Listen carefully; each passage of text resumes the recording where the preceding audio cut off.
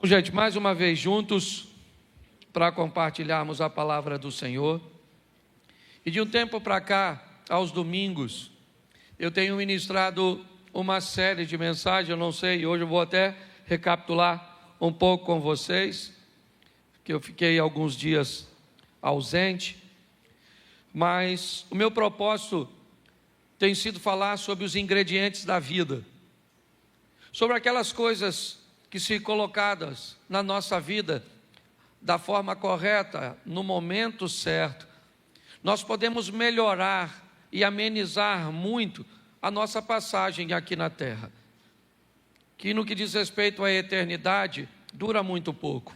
O salmista diz no Salmo 90, no contexto dele, que a vida passa muito rápido, que o homem vive 70 ou 80, descreve como o final da vida com muita canseira e muito enfado, porque as coisas passam rapidamente, porque o tempo voa. A perspectiva de vida tem aumentado, graças a Deus. Hoje as pessoas vivem um pouco mais, mas mesmo assim, a passagem por aqui ainda é muito pequena. Qualquer erro que possamos cometer, dependendo do grau, ele pode comprometer muitos anos da nossa vida tentando consertá-lo. Muitas vezes uma dívida contraída num ano pode ser paga em 3, 4, 5 ou 10 ou não. Muitas vezes, para que esse erro seja apagado, algo precisa ser feito, um tempo precisa passar para que seu nome seja removido de um órgão de proteção a um crédito. Muitas vezes as pessoas acabam traindo, e muitas vezes uma traição faz com que nunca mais você tenha o mesmo nível de relacionamento. Tem coisas que você vive no passado que pode descredenciar você para sempre, para viver determinadas coisas no futuro. Por exemplo, quem aqui teve hepatite, levante a mão. Já teve hepatite? Levante a mão. A senhora, aqui também. Vocês podem fazer muita coisa por mim. Se eu caísse aqui agora, você poderia me ajudar a levantar? Se eu precisasse de um dinheiro, você poderia me emprestar? Mas se eu precisasse do seu sangue, você poderia me doar? Não, nunca mais. Mas você não tem hepatite, você já ficou curada, é verdade. Mas isso descredencia você. É muito importante nós entendermos que, por mais que venhamos a nos recuperar, tem determinadas coisas que podem nos descredenciar para sempre. Eu estou falando aqui usando uma patologia como exemplo, mas o que eu quero falar é de que muitas pessoas cometem erros gravíssimos e depois precisam levar muito tempo, deixam de viver para sobreviver. Então, se nós diminuirmos esses erros, se nós nos tornarmos mais assertivos, se nós nos tornarmos mais sensíveis à voz e às instruções de Deus, essa margem vai diminuir.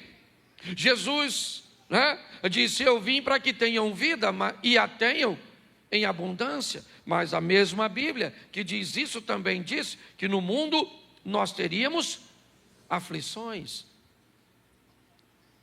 O que eu procuro mostrar para a igreja é que as aflições são inevitáveis, porém pontuais. Segundo a Bíblia, eu vivo uma vida abundante com dificuldades pontuais, e não uma vida pontual com dificuldades abundantes. É isso que muitas pessoas têm vivido, espasmos de felicidade, espasmos de conquistas. São sempre coisas esporádicas, porque o tempo inteiro são sofrimentos, o tempo inteiro é escassez, o tempo inteiro é dificuldade, o tempo inteiro é sofrimento, é solidão. Tem alguma coisa de errado. Não é isso que a Bíblia, o Deus que você serve, te propôs. O que Ele propôs foi uma vida abundante, e que volta e meia você vai sofrer. As aflições virão de forma bem pontual. Porque eu tenho aprendido e ensinado que há duas vidas. Apocalipse diz isso: ao que vencer não sofrerá o dano da segunda morte. Duas vidas, duas mortes. A segunda morte separa a nossa alma de Deus. A primeira morte separa o espírito do corpo. E Deus sempre focado em trazer bem-estar, as duas, é lógico, sempre focando a prioridade, a alma. Não temos aquele que pode matar apenas o corpo, mas temos aquele que pode matar o corpo e ainda matar a alma, separar a alma. Baseado nisso, eu peguei alguns ingredientes, já falei de 3, hoje é o quarto, são 8 na verdade. Já falei de fé, governo, pessoas e hoje falo de objetivos. Vou falar ainda de generosidade, legado, saúde e aprendizado. Mas só para recapitular aqui, o primeiro que eu falei, vocês lembram? Eu falei de quê? É por isso que a gente tem que falar sempre. Por muito tempo eu tive dificuldade de repetir as coisas, porque parece que quem repete não tem conteúdo, fica falando sempre a mesma coisa. Mas depois eu olhei para os evangelhos e tem 4. E 3 repete a mesma coisa para os crentes. Por quê? Porque sabia que os crentes iam esquecer. Então Marcos escreveu e disse, é desse jeito. Aí vem no Mateus vem desse jeito. Aí vem o Marcos desse jeito. E vem o Lucas e desse jeito. E o povo ainda não lembra. Então o primeiro ingrediente é fé. Fala comigo, fé. Isso, esse é o primeiro ingrediente. Sem ela é impossível agradar a o justo viverá pela isso. Então fé é a primeira coisa que você precisa ter. Até o profeta Gilberto Gil já sabia disso. Quando disse, anda com a fé eu vou, que a fé não costuma falhar. E mesmo quem não tem fé, a fé costuma acompanhar. Pelo sim, pelo não. Então até o ímpio sabe. E tem os crentes que andam sem fé, tá certo? Então eu mostrei para você que ela nasce quando você ouve, certo? É isso. A fé vem pelo e ouvir a palavra de a fé torna tudo possível. Sim ou não? Tudo é possível aquele, mas possível não é realizável. Tem gente que me parece que confunde, porque está a fim de confundir. Porque se eu perguntasse a você, olha, domingo tem jogo no Maracanã, Flamengo e Vasco. Você vai? Você me responde assim, possivelmente. Você vai ou não? Fala para mim, se você me disser, possivelmente, você vai ou não? Nossa. Se eu perguntasse para você assim, olha, vou fazer uma festinha lá na minha casa, deixa eu se tirar do Maracanã, porque Maracanã é pecado. Então a igreja se constrange, e provavelmente tem botafoguense e tricolores que não iriam mesmo, então nem se manifestou, tá certo? Mas vamos tentar de novo, fazer igual Jesus com a mulher samaritana. Falou de água, não dá certo, ele fala de marido. Vamos tentar aqui. Eu vou fazer uma festinha lá em casa na quarta-feira e eu digo para você, você vai? Você diz para mim assim, pastor, não vou dar garantia não, mas possivelmente eu vou. Você vai ou não? Vai ou não? Você não me falou. Você não falou nem que sim, nem que não. Então quando a Bíblia diz que a fé torna tudo possível, ela não está dizendo que Deus vai fazer e que não vai fazer. Ela só diz que quando você chega perto dele, o impossível se torna, mas não significa que ele vai fazer. Tem gente que vem para a igreja, um está morrendo de câncer, aí você vem, aí fala, meu Deus, não pode morrer, minha mãe, não pode morrer, ou é minha fé, eu tenho fé, chamou os irmãos, tudo. Até os cajaceiros vêm para a campanha, e vão embora, une a fé de todo mundo, aí a mãe morre. O que faltou? Não! Porque a fé não dá garantia que vai acontecer. A fé traz a possibilidade, está assim de gente frustrado, porque está achando que Deus prometeu coisas que Ele não prometeu. Ele só disse, se você chega perto de mim com fé, tudo é mas se não acontecer, você ainda continua tendo fé, pronto. Por isso que tem uns povos que vai embora. Nossa, Deus falou que ia fazer, não tem palavra. Você que não entendeu direito. Então eu acho que vale até pregar de novo. Eu acho que eu vou pregar de fé. De novo. Então ela torna tudo possível. Ela tem tamanho? A fé? Seja feita segundo a medida da sua. Se você tiver a fé do tamanho de um grão, então fé tem tamanho. Por isso que a Bíblia diz de fé em fé, de glória em glória. Só diz que mesmo que ela seja pequenininha, certo? Ou seja, você já pegou um grão de mostarda? Já pegou, não? Eu não tenho nem como é que eu vou comparar aqui. Sei lá, não, qualquer coisa. Não, o alpiste é 10 vezes maior. Um alpiste é bem pequenininho. É só para você saber o tamanho da sua fé. Sabe esse pequenininho? A nossa não chega nem nesse pequenininho. Depois eu vou trazer. Aqui vou botar na sua mão. Você vê a sua fé.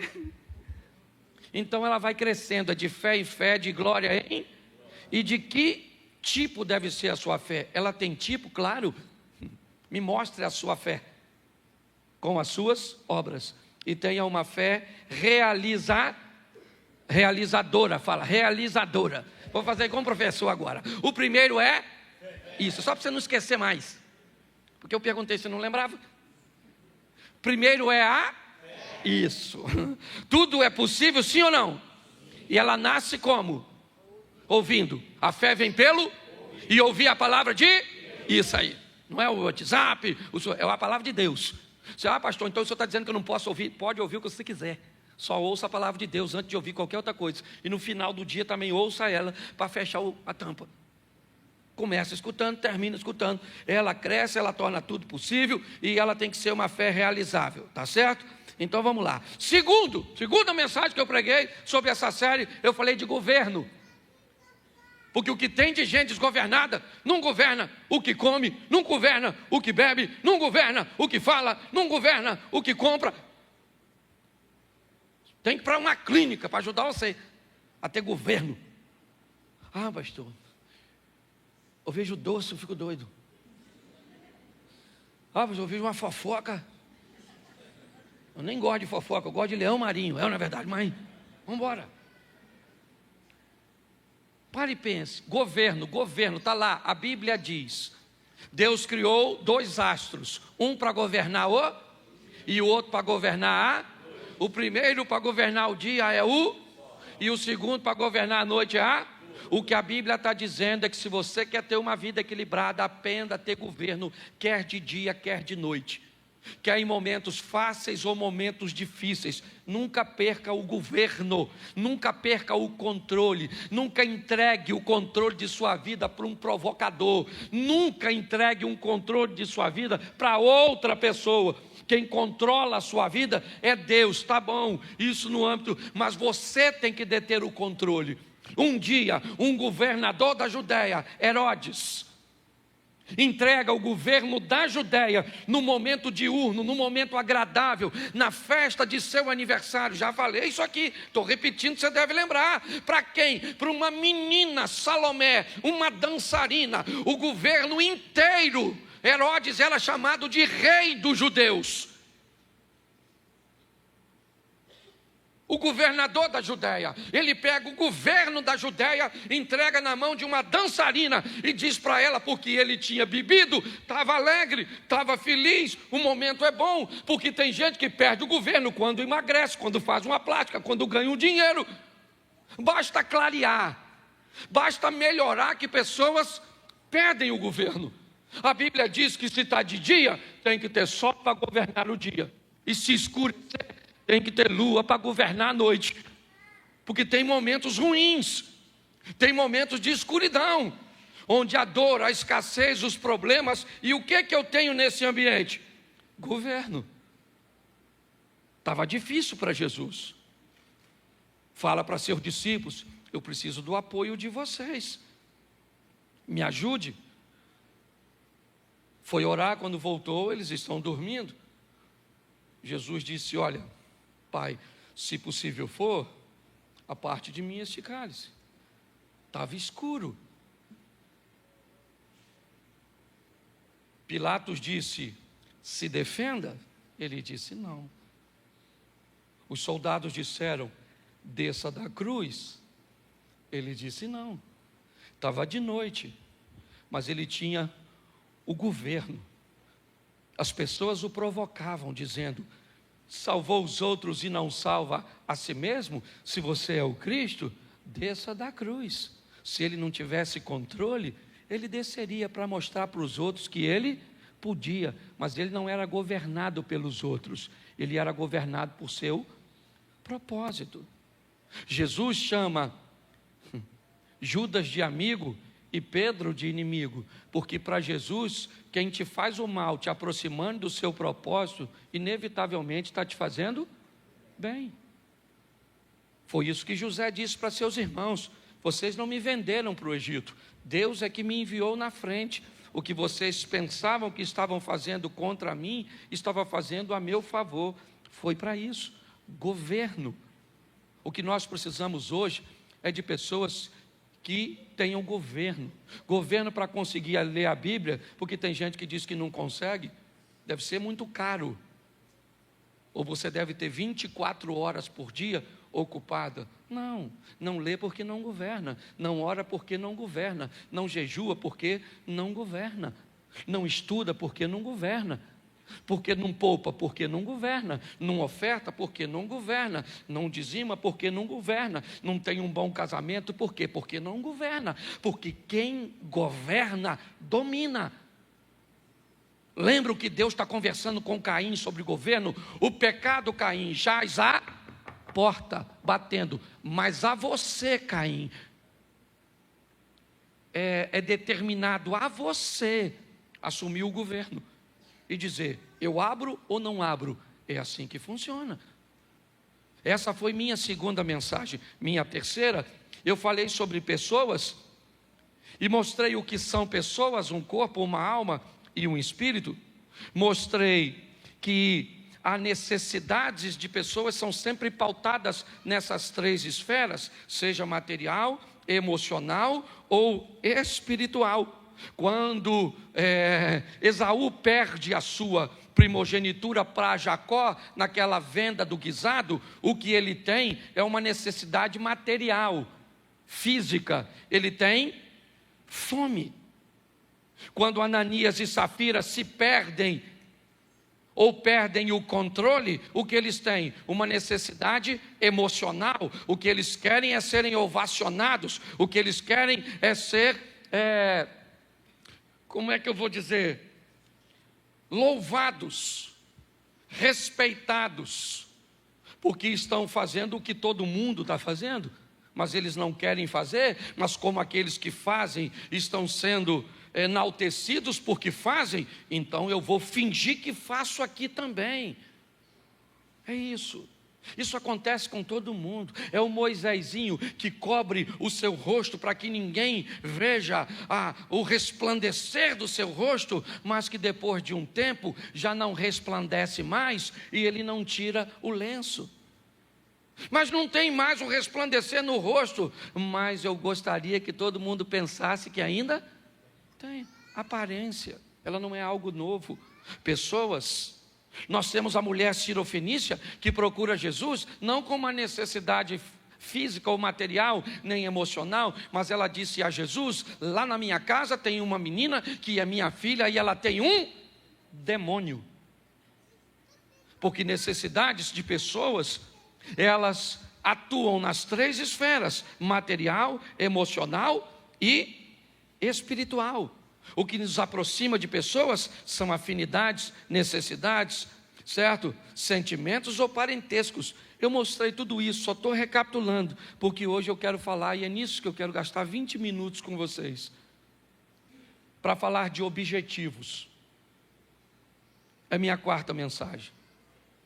Eu preciso que você entenda isso, porque muitas pessoas têm ouvido falar de sonhos. Sonhe, sonhe, sonhe. Você tem que sonhar, você tem que sonhar. Isso, quem não sonha, né, já morreu. Então sonhe. Mas quando é que seu sonho vai virar um objetivo?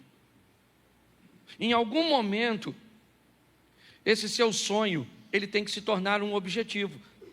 Então eu preciso entender, se objetivo é a mesma coisa que propósito, vamos tratar assim, eu preciso entender que eu posso viver uma vida onde são os meus propósitos e os propósitos de Deus, ou eu posso viver uma vida que são os propósitos de Deus e os meus propósitos.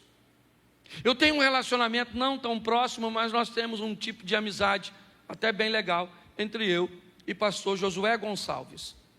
Ele é reconhecido no Brasil como um pastor de família, e eu também tenho reconhecimento na mesma linha.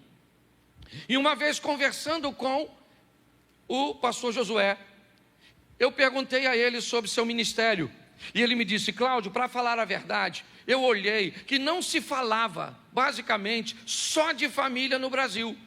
Então eu resolvi falar de família e pedi a Deus que abençoasse meu ministério. E eu falei: cara, o meu é totalmente o contrário. Eu nunca pedi a Deus para falar de família. Deus me colocou falando de família e isso virou meu propósito. Para o Josué, ele pegou o propósito dele e pediu Deus para abençoar, e aconteceu. No meu, Deus me deu um propósito e eu tomei como meu. Então eu preciso que você entenda que há esses dois modelos, e que muitas vezes você vai se ver dentro de um propósito que foi Deus que te levou, e você vai viver bem nele, como aconteceu comigo.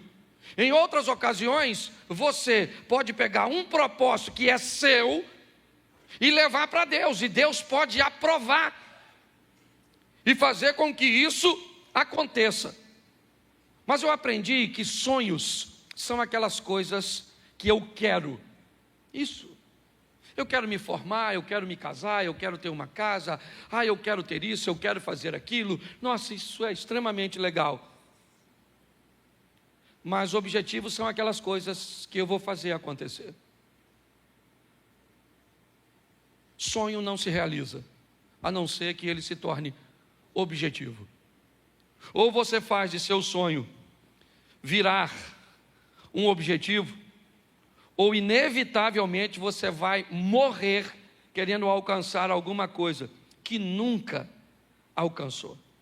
Então eu vou mostrar para vocês aqui rapidinho quando um sonho se torna um objetivo. A postura do sonhador muda. Ele começa a agir de outra forma. Ele quer comprar algo. Enquanto ele quer comprar algo como sonhador, ele não compra. Não. A postura de sonhador é diferente. Aqueles que têm objetivo e propósito é que alcançam. Você vai chegar na casa de alguém que quer comprar, mas só tem sonho. A geladeira está cheia. Ele sai para comer fora. Ele usa roupa de grife e compra talvez todo mês. Quando você chega na casa de alguém que tem objetivo, provavelmente vai ter água na geladeira. Vai comer ovo. Não vai sair para comer fora. O sapato vai ter que durar 1 ano. Só tem 2, um marrom e um preto. Porque o objetivo, ele traz responsabilidades. E preste atenção, porque eu vou mostrar isso com um texto bíblico, senão vira autoajuda. 1 Samuel, capítulo 1, verso 2, está aí o primeiro texto de uma mulher que sonhava e que durante seu sonho nada aconteceu. Ele tinha 2 mulheres, e uma se chamava Ana e a outra Penina. Penina tinha filhos, Ana, porém, não tinha. Penina e Ana, o duelo de 2 mulheres. Quem são essas mulheres? Quão diferentes elas são? Não é muito meu hábito, mas eu resolvi pegar o significado do nome de Ana e o significado do nome de Penina, para ver se tem alguma maldição em uma e uma bênção na outra, o que é que difere uma mulher da outra. Então vamos lá. Ana, a primeira esposa de Eucana, tem seu nome como graciosa, ou cheia de graça. Essa é a Ana. A segunda esposa é Penina. E o significado do nome de Penina é pedra preciosa, ou pérola? O que você acha, ou quem você gostaria de ser? Graciosa ou cheia de graça, ou pedra preciosa ou pérola? Tanto faz. Todas duas são coisas muito boas, sim ou não? Qual é o grande problema dessas duas mulheres? É que elas não vivem a plenitude. Uma tem uma coisa que a outra não tem, e a outra tem uma coisa que uma tem, e uma quer o que a outra tem. Esses dias eu vi uma mulher falando comigo, não vou usar o nome da família, porque ela é muito conhecida, e essa mulher olhou para uma mulher bonita, realmente, rica, bem-sucedida, uma das palestrantes talvez mais procurada no Brasil, e não é nem no ambiente gospel, é no ambiente secular, treinando pessoas. E aí a mulher estava do meu lado e ela me disse assim: Cláudio, eu acho injusto, porque olha só, essa mulher bonita, e essa que estava falando não era nem feia não. Eu falei, é bonita. Cláudio, ela tem muito dinheiro. Eu falei, tem. E essa que estava falando também não é pobre não. E olha, Cláudio, como é que ela tem essa desenvoltura para falar? Aí essa daqui não tem não. Essa estava falando, ela não é palestrante não. Eu queria ser ela, Cláudio. Aí eu olhei para ela e disse assim: nossa, eu nunca imaginei que você gostaria de ser uma mulher que perdeu um filho tão jovem. Ela me disse, como assim? Eu falei, faz pouco tempo que o filho dela morreu. E eu jamais imaginei que você gostaria que seu filho morresse. Aí ela virou para mim e falou assim: não, essa parte eu não quero não. Ou seja, quando você olha para a vida dos outros, você só quer a coisa boa, mas tem que ir tudo. Esse dia alguém falou: Cláudio, pensa eu com o ministério do pastor Vitor Hugo. Esse eu posso falar que é meu amigo. Eu falei, eu já pensei você com o câncer que ele enfrenta. Ah, mas o câncer eu não quero, eu quero a profecia. Pare para pensar. Quando nós olhamos isso, eu preciso que você reflita. O que Penina tem? Você lembra? O que ela tem? E o que Ana tem? Ela tem o quê? O amor do marido. O que Penina tem? E o que Ana tem? Penina, para ter filho, fez esforço? Sim ou não? Não, ela só teve. Bastava ver a cueca do Eucana. E a gente vai falar, tem que ser objetivo, ô irmão. Que esse dia eu estava pregando num culto, falei Eucana, tinha um cara no primeiro banco, sabe o que ele falou? Aí, pastor, Eucana também. Eu falei, não, não é isso não, maluco. Não é Eucana de bebida não. Tinha uns bebum lá no culto. Falei, sangue de Jesus tem poder. Mas presta atenção. Ana fazia esforço para ser amada? Sim ou não? Não. Penina fazia esforço para ter filho? E o que Penina quer? Vamos lá, gente. Me ajuda, eu sei que é chato, né? Nunca mais eu venho nessa igreja, então vai em outra. Porque eu peço para repetir mesmo, para gravar. Pelo menos você sai daqui depois e fala, rapaz, quase que eu preguei com o pastor. Toda hora falou comigo, fala, que eu achei que era eu que pregava. Penina tinha filhos, mas queria ser. E Ana queria ter, mas era. Uma queria ter filho e a outra queria. E todas as duas queriam tudo. E tudo não vai rolar. Você tem que aprender isso. O grande problema é que tem gente que consegue coisas que você vai conseguir com muito esforço. Porque Ana vai ter filho, sim ou não? Mas foi difícil. Porque chorava, ô mulher chorona. Chorava. E a outra também não era mole não, a tal da Penina. A Penina ficava futucando Ana. Sabe? Então coloca aí para você ver. 1:4. 1 Samuel, capítulo 1, verso 4. Olha que coisa. No dia em que Eucana oferecia sacrifício, dava porções à sua mulher Penina e a todos os filhos e filhas. Olha que coisa. Eucana dava oferta para Penina, sim ou não? Sim ou não? Agora vamos ver agora a Ana se recebia. Porque, olha só, e por quê? Mas a Ana dava uma porção, porque, apesar do Senhor tê-la, ele ofertava para quantas? Para as duas, mas uma queria tudo. Não vai dar para ter tudo, meu filho. Homem, por exemplo, ou é bonito ou é inteligente. Ah, um homem bonito e inteligente. Não é homem, é mulher. Só a mulher agrega os dois adjetivos. Sim. Esse dia uma menina falou assim: pastor, eu quero um homem bonito, inteligente, rico, fiel, romântico. Eu falei: menina, se você achar o homem, já pega. Abra a mão dos outros requisitos, porque o homem já está difícil. É homem, pega. Se é feio, vai por mim, porque o troço está difícil. Então, qual é o grande problema das questões dos objetivos? Descubra qual é a sua métrica, qual é a sua medida. É isso. É todo mundo querendo o que o outro tem, o que o outro faz. Esse dia eu fui no show do Fernandinho, eu fiquei pensando, o Fernandinho cantando, eu falei: caraca, mano, podia cantar assim. Falei: podia cantar assim. Sei tocar violão, não canto. Ele também não prega. Ah, que se dane, ele não prega, eu prego, eu não canto. Ele canta e está tudo jóia, porque se a gente não prestar atenção, Jesus disse que nós deveríamos que ter cuidado com o exemplo da mulher do Ló. Lembra da mulher do Ló? Ela virou o quê? Por quê? Por quê? Isso, mas hoje tem gente que não precisa nem olhar para trás, para virar estátua não, múmia. Basta olhar para onde? Para o lado. Nossa, ela emagreceu. Uma raiva disso. Porque o que ela perdeu eu ganhei. Presta atenção. Cuidado que você pode estar rindo de você. Descubra a sua medida. Eu acho legal. Vou usar mais 2 textos e termino aqui, porque esse culto é mais curtinho.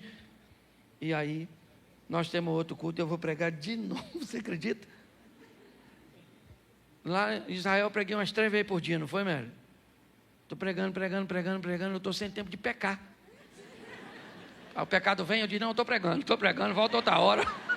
Porque está tão difícil, eu estou fazendo tanta coisa que eu estou... Para pecar eu tenho que dormir, que eu sonho, aí peco. Quando os sonhos viram o objetivo, as coisas mudam. Ana chorou o tempo inteiro, e o que adiantou? Nada, até que um dia ela foi para Siló. Ele falou: quer saber de uma coisa? Que dano essa penina, essa praga do Elcana, esse Eli que só vive sentado, esse sacerdotezinho preguiçoso. Hoje eu vim falar com Deus. Chegou lá, a Ana começa quietinha lá, e falando: Senhor, eu quero um filho, eu quero um filho, eu quero um filho. Eu quero um filho, eu quero um filho. Eu sempre quis um filho para mim, estava preocupado comigo, mas agora eu quero um filho para o teu reino. Eu quero um filho para que ele seja entregue para ti. E eu não quero saber. E a penina não teve tempo de provocar. O Elcana não teve tempo de dizer que ele era melhor. E aí o sacerdote olhou para ela e falou: e aí, Ana? Bebeu o quê, minha filha? Presta atenção. O sacerdote chamou ela de pinguça. É o Satanás ou não é? No sacerdote? Às vezes você pensa que o diabo não visita o pastor, não? Aliás, tem pastor que trabalha full time. Não é nem visita. Já é hospedaria. Aí o que aconteceu? Ué, quantas vezes eu já falei besteira? Tem gente que acha que não. O pastor não briga com a mulher. O pastor não... Eu brigo, né, filho? Nós briga. Porque nós é gente. Você vai na nossa casa, está bagunçada. Entendeu? Porque tem gente morando lá que ninguém vende vidinha perfeita não, meu filho. O bagulho é doido. Você sai daqui para ser crente, o Satanás está querendo impedir. É desse jeito que funciona. Esse dia o cara falou comigo: pastor, falar com o senhor, não olho para mulher nenhuma mais. Graças a Deus estou liberto. Falei: então não anda comigo. Porque se passou uma mulher bonita, meu olho tem que querer olhar. Eu é que falo: Cláudio, você é pastor, você é casado, sua mulher está escutando isso. Isso vai dar briga depois do culto. Ô gente, pelo amor de Deus, certo? Ana foi lá e conseguiu o propósito dela, sim ou não? Quando ela deixou de sonhar e transformou seu sonho num objeto. Então, mais 2 textos e a gente termina. Marcos capítulo 5, verso 25. Só peguei a história conhecida para ficar fácil para a igreja. Marcos 5, 25. Coloca aí, por favor. Isso. Estava ali certa mulher que há 12 anos vinha sofrendo de hemorragia. E ela padeceu sob muitos cuidados de vários médicos e gastava tudo que tinha, mas em vez de melhorar, piorava.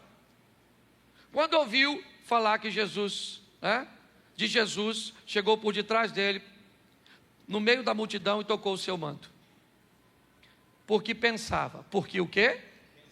Se eu somente tocar em seu manto, ficarei? Presta atenção, qual era o sonho dela? Qual era o sonho dela? Ela queria ficar curada ou não? Sim. Ela tentou a cura no método convencional, sim ou não? Ela procurou os médicos, fez tudo o que podia, deu certo? Não, mas ela continua querendo ficar curada, é seu sonho. Mas quando é que até então é seu sonho? O que ela tem? Uma multidão, porque sempre que alguém precisa de algo, ou na grande maioria das vezes na Bíblia, a Bíblia vai colocar uma multidão como oposição. Bartimeu queria a atenção de Jesus, o que tinha? Uma multidão. Vamos lá, estão conduzindo um paralítico a Cafarnaum, a casa de Jesus. O que tem na casa de Jesus? Uma multidão. Sempre haverá uma oposição, algo que vai se opor. É assim que funciona. Eu vou usar um exemplo aqui, porque depois eu vou corrigir, e a turma que caminha comigo sabe que eu não sou o cara do confronto, mas eu fiquei tão, constrangido no nosso jantar de casais. Durante um jantar de casais, alguém colocou uma bolsa para sentar. A esposa. Quando o povo foi sentar, alguém foi e retirou a bolsa e sentou no lugar. Sabe o que aconteceu? Acabou com o jantar daquele casal.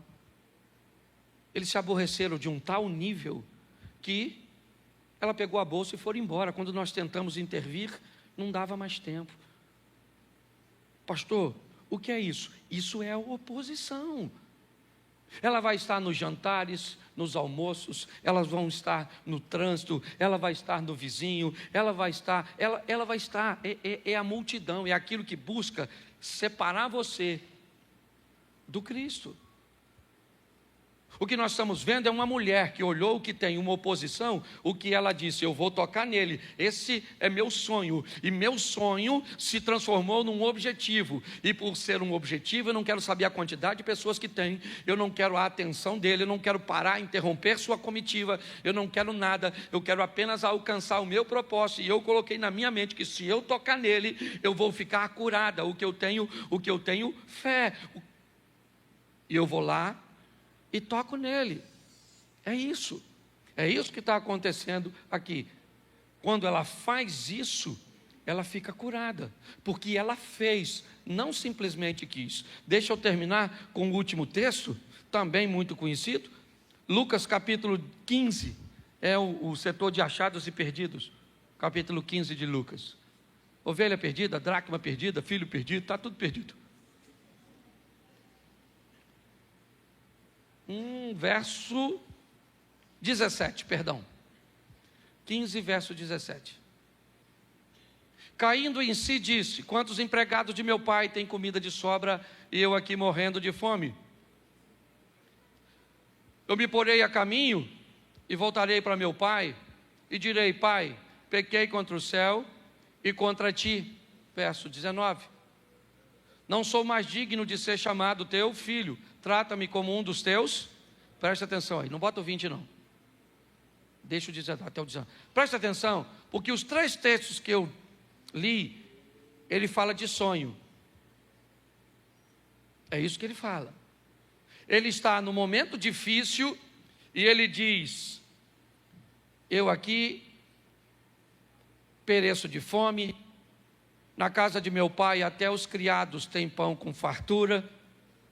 Levantar-me-ei, irei ter com meu pai, vou dizer para ele, presta atenção, tudo que está sendo dito como uma proposta de futuro.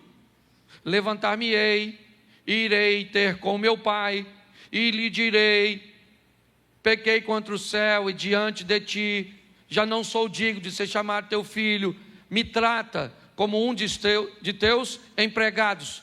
Mas tudo isso é futuro. Nada disso trouxe o perdão para o filho pródigo. Não. Porque ele está dizendo, eu vou levantar, eu vou dizer, eu vou fazer, eu vou ir.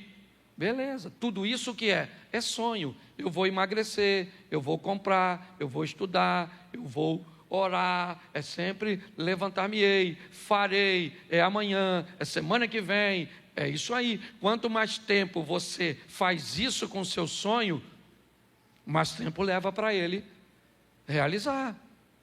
Mas quando chega ao verso 20, a seguir o sonho virou objetivo. Levantou-se e foi. Levantar-me-ei e irei. Nada aconteceu. Levantou e foi. Pronto. Ali o sonho virou objetivo. E agora, estando ao longe, o pai o viu, porque ele foi. O pai olhou, correu, o beijou, o abraçou, traga vestes, sandálias, anel, vamos tomar um banho, porque vai ter uma festa. Você precisa entender que o importante não é se você quer comprar uma casa própria, não é se você quer melhorar seu casamento. Talvez isso até seja bem importante, porque seja a primeira fase, né? Então, como fase, o sonho é bem legal. Você quer se formar? Beleza. Você quer passar na prova? Legal. Você quer buscar intimidade com Deus? Tá certo. Mas a pergunta é, quando seu sonho vira ou vai virar um objetivo? É nesse momento que as coisas acontecem. Volta para o verso, não está aí, ó. A seguir, levantou-se e foi. No verso anterior, levantar-me-ei e irei. Até então ele não disse nada. Levantar-me-ei, ele está com fome. Irei, ele está com fome. Ele está sozinho.